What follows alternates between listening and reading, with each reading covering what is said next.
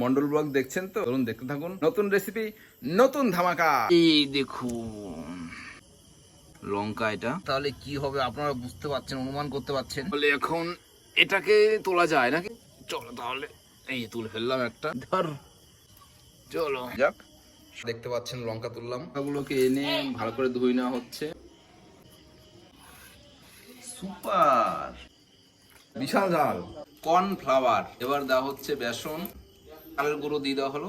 Cornflour, বেসন, চালের গুঁড়ো আর তার সাথে অল্প একটু হলুদ।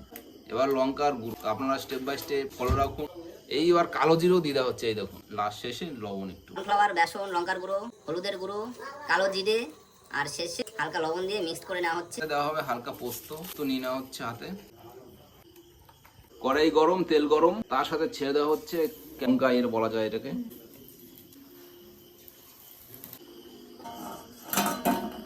দেখছি এবার কেমন লাগে।